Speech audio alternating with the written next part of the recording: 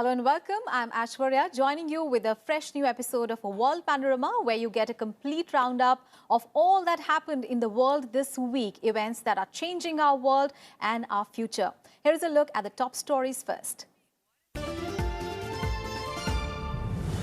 UK government announces plans to suspend Parliament, a gamble which could allow a no-deal Brexit to be forced through or preempt a vote of no confidence in the government.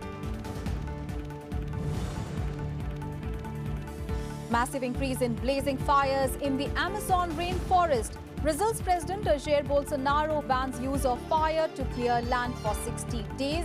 Angrily turns down $20 million aid pledged by world powers at the G7 summit to fight the fires. Two prominent pro-democracy leaders in Hong Kong taken into custody for their role in a protest on 21st of June, later released on bail. This as Hong Kong gears up for a 13th consecutive weekend of mass anti-government demonstrations.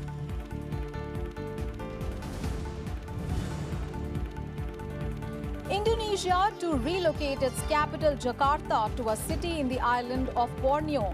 New yet-to-be-named capital city in East Kalimantan, which is home to major mining activities as well as rainforests. And Johnson & Johnson ordered to pay $572 million in landmark opioid liability case. Pharma company found guilty of deceptive promotion of addictive painkillers. The top story this week, the UK government announced controversial plans to suspend Parliament on Wednesday morning. The Queen formally agreed to Prime Minister Boris Johnson's request to end the current parliamentary session. The move limits the time opponents have to derail a disorderly Brexit, but also increases the chance that Johnson could face a vote of no confidence in his government and possibly an election. Remember, Britain is scheduled to leave the EU on 31st of October, but currently has not accepted a withdrawal agreement, which would lessen the shock of its departure.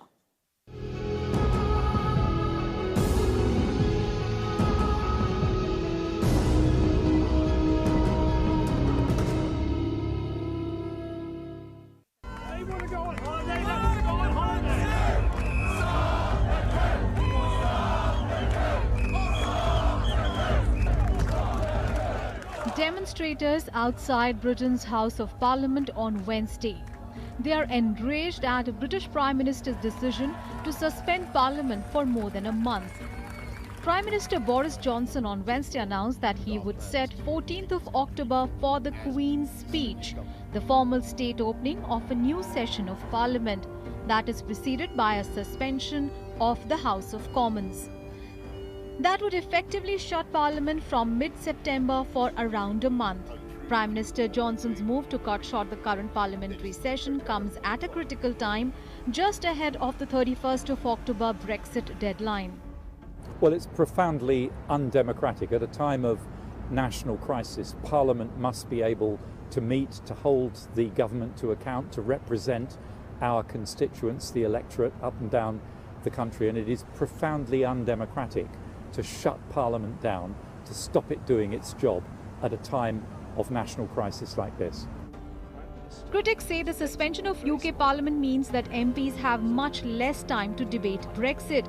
Some who want the UK to remain in the EU even calling it a coup.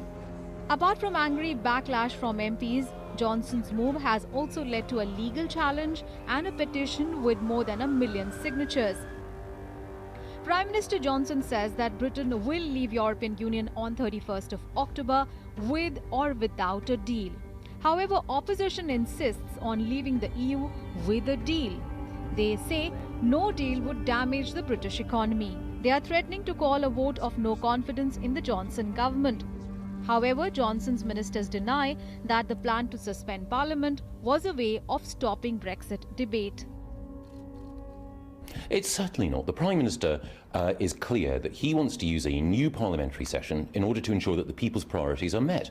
But it's also the case that parliamentarians will have plenty of time when we come back next week to debate Brexit. Johnson's move means that UK Parliament will wrap up by sometime around 10th of September and then will go into recess and return only on 14th of October, giving less time for the Brexit debate. However, if MPs pass a vote of no confidence before 10th of September, there could be a general elections in October. Remember, the UK was originally scheduled to leave the EU on 29th of March, and after Parliament rejected the deal negotiated by the EU 3 times, that deadline was extended. The departure day is now 31st of October. Bureau Report, Rajya Sabha TV. And there has been a massive increase in blazing fires in the Amazon rainforest. Brazil's President Jair Bolsonaro has banned the use of fire to clear land throughout the country for 60 days. The ban comes after scientists warn that the fires, which have been raging at a record rate, could strike a devastating blow to the fight against climate change. The fires were also discussed at the recently held G7 summit in France, with the world powers pledging $20 million aid for the Amazon to fight the fires. However, Brazil escalated its war of words with the global powers, saying that it would turn down the aid offer.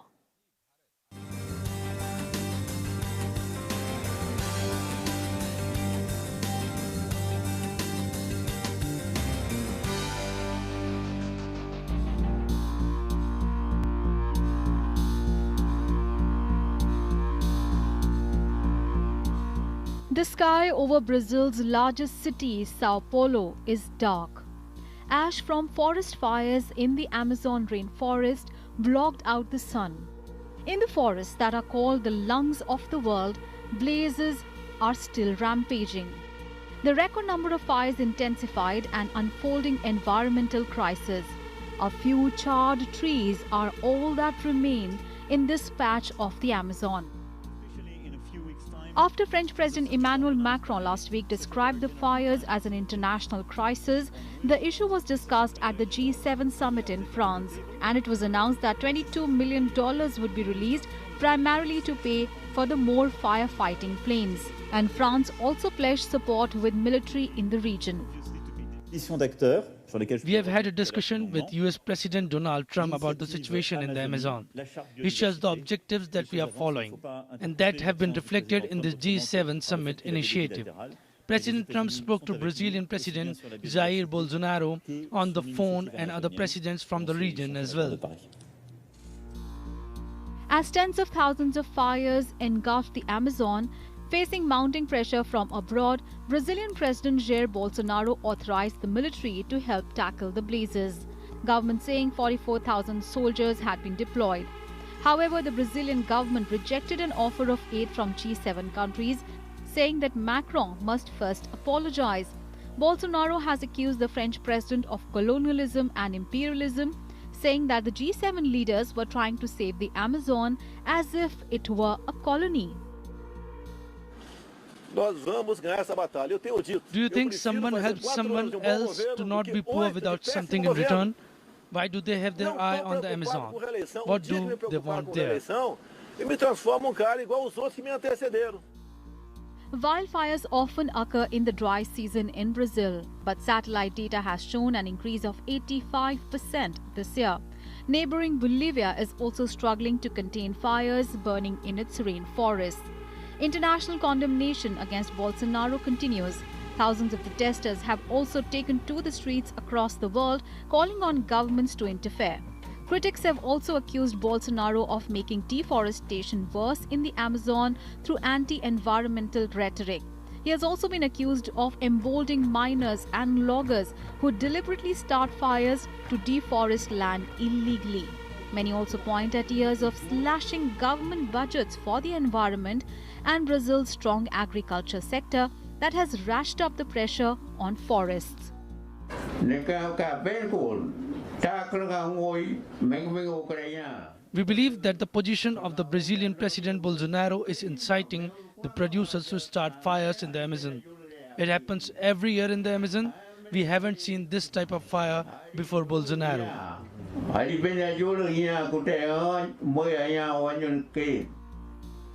As the largest rainforest in the world, the Amazon is a vital carbon store that slows down the pace of global warming. It spans a number of countries, but the majority of it falls within Brazil.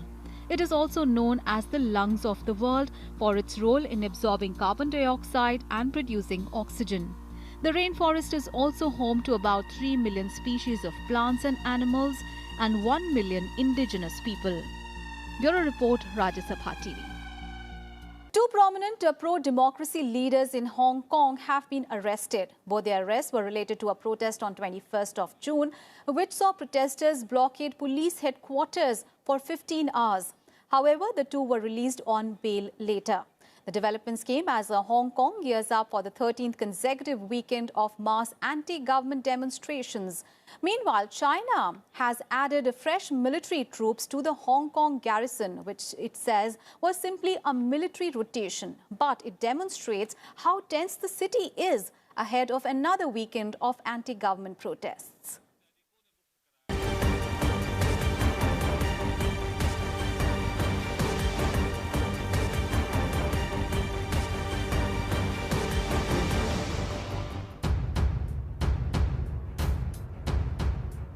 Amid the simmering unrest in Hong Kong, the crackdown continues.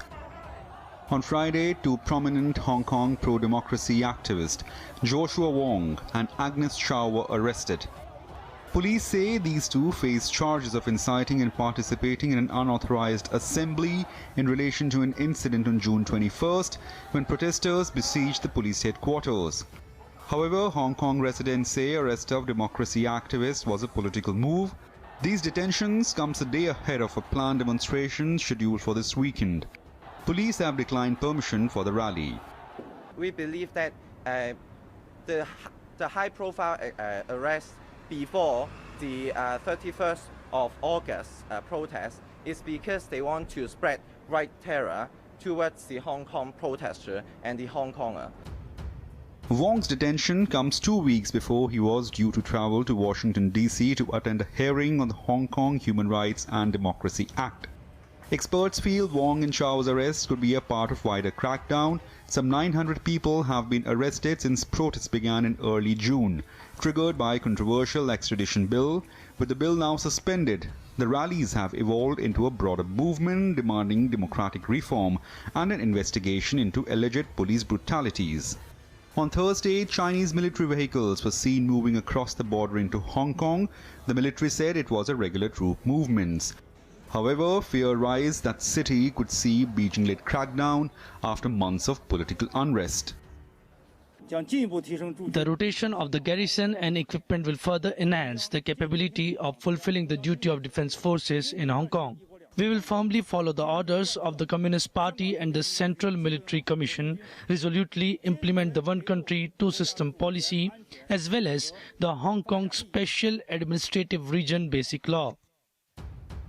The military deployment came despite Hong Kong leader Carrie Lam on Tuesday insisted that her administration has not lost control, adding the spiraling unrest could be handled without Beijing's force intervening. She also ruled out stepping down.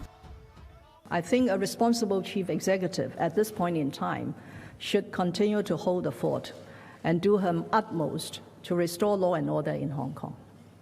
Okay? And I wouldn't say that my government has lost control.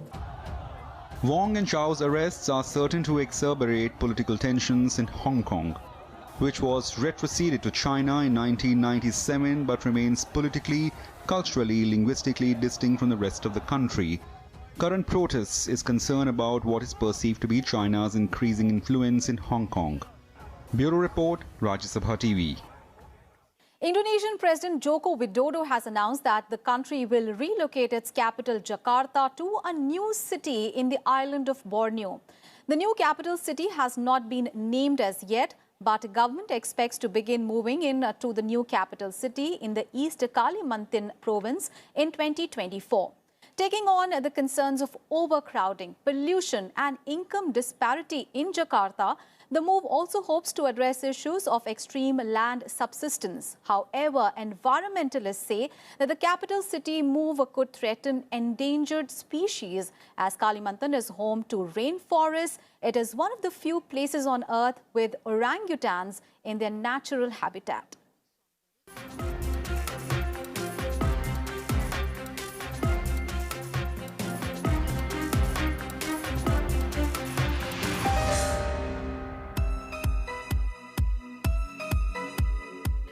Indonesia will soon have a new capital city. The national capital will move from Jakarta to a yet-to-be-built city in the province of East Kalimantan, which is more than 1,000 kilometers away. President Joko Widodo announced this on Monday. Moving the capital was a plan suggested by various Indonesian presidents over decades. Widodo said the new capital city will already have relatively complete infrastructure because it is near two cities.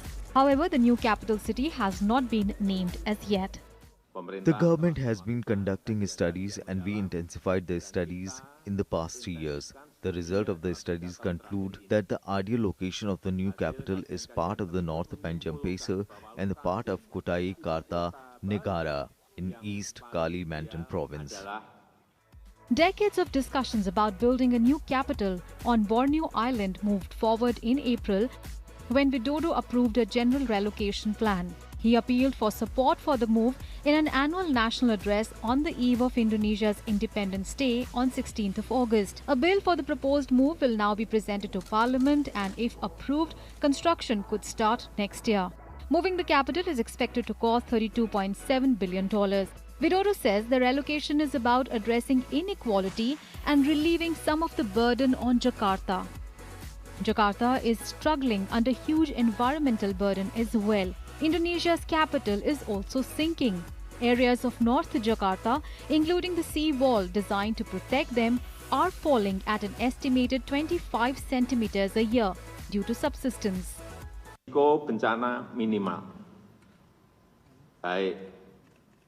The place has minimum risk for natural disasters such as floods, earthquakes, tsunami, forest fires, volcanoes, and landslides. Secondly, the location is strategic as it is located in the center of Indonesia.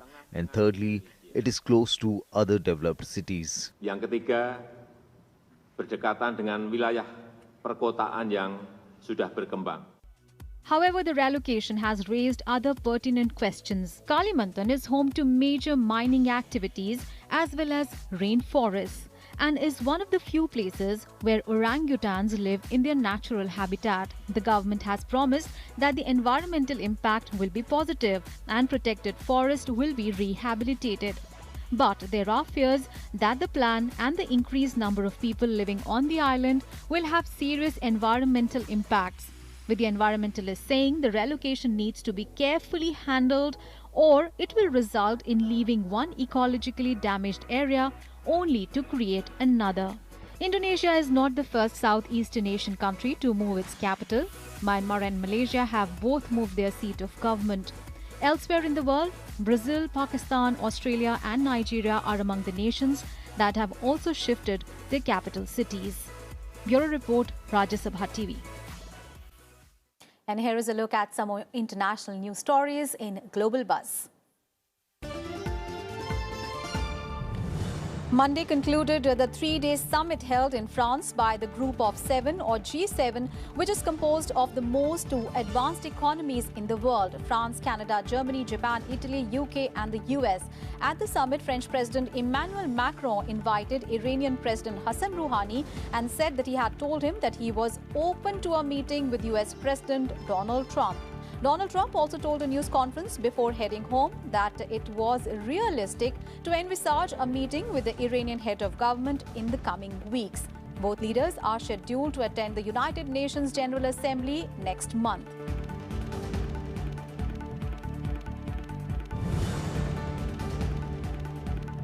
Italy's caretaker Prime Minister Giuseppe Conte has accepted a mandate to form a new coalition with a vow to lead a more united, inclusive Italy.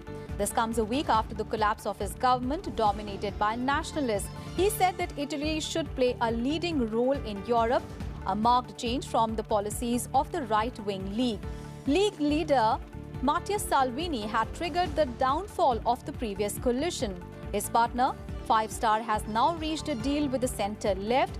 After President gave him a mandate to form a new coalition, he said that Italy had to make up for the lost time as it was in a very delicate phase. Brad Pitt, Liv Tyler and Ruth Negga brought star power to the Venice Film Festival red carpet on Thursday as they premiered their space epic Ad Astra. Scarlett Johansson also dazzled on the red carpet for the world premiere of Marriage Story. She and her co-star Adam Driver delighted fans with autographs and selfies, and they were joined in by actor Laura Dern and director and producer of the movie and other glamorous guests. Meanwhile, Spanish director Pedro Almodovar added a Golden Lion for lifetime achievement to his list of accolades when the Venice Film Festival presented him with a prize for a long and illustrious career. The 76th Venice Film Festival got underway on 28th of August with a star-studded red carpet showcasing some of the finest talent that cinema has to offer. The festival will run till 7th of September.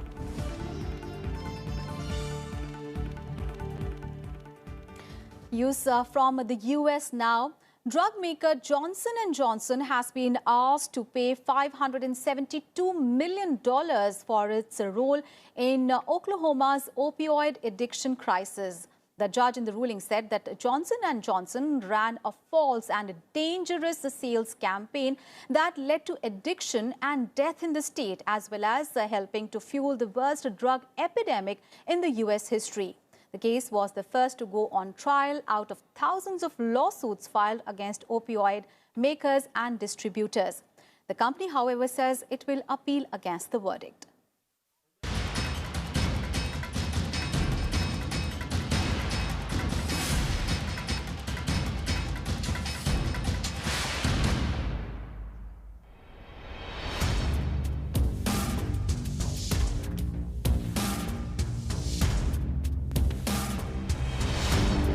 In a historic ruling in the United States, drug maker Johnson & Johnson has been asked to pay $572 million fine for its role in Oklahoma's opioid addiction crisis.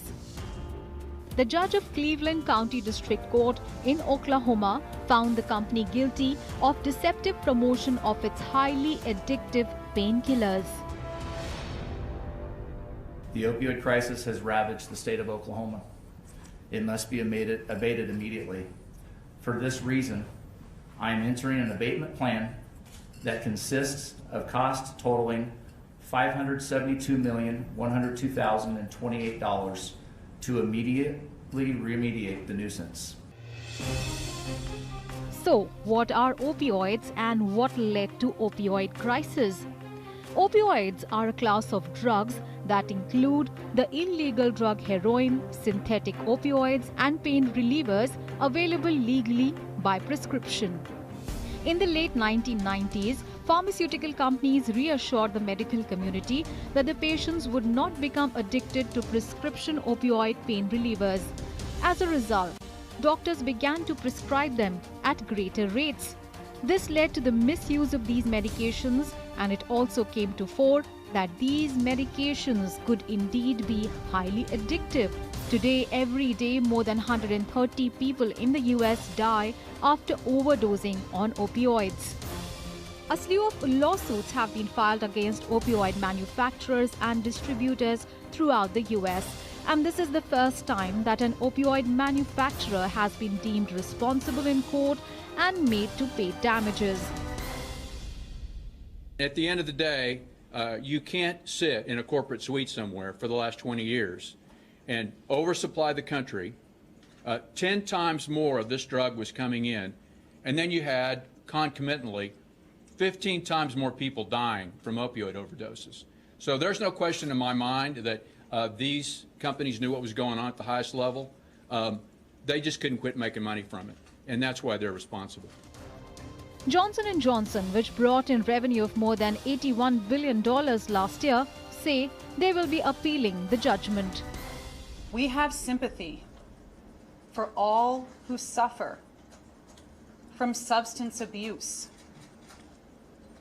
But Johnson & Johnson did not cause the opioid abuse crisis here in Oklahoma or anywhere in this country. The most important takeaway from Oklahoma trial was the judge's conclusion that Johnson & Johnson wasn't merely a negligent bystander, but that it on purpose engaged in deceptive conduct. The judge said in his ruling that Johnson & Johnson engaged in a false, misleading and deceptive marketing campaign designed to convince Oklahoma doctors, patients and the public at large that opioids were safe and effective for the long-term treatment of chronic pain.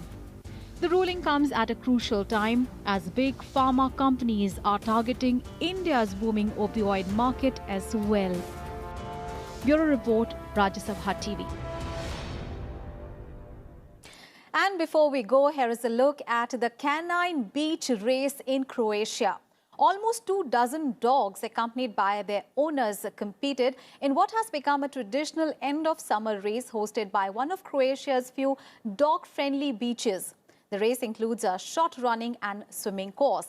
The fastest dog owner tandems win special treats such as canine wine and ice cream.